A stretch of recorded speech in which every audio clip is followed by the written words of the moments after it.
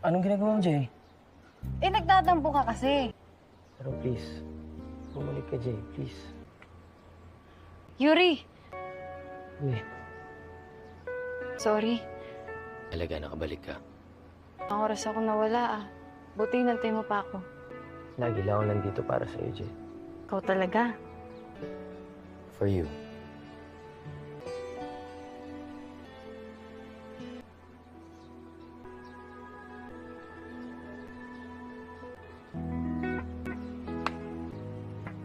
Yuri, Kasi, hindi ko masabi kung hindi-deny ko ba o i-confirm ko yung nararamdaman ko para sa'yo.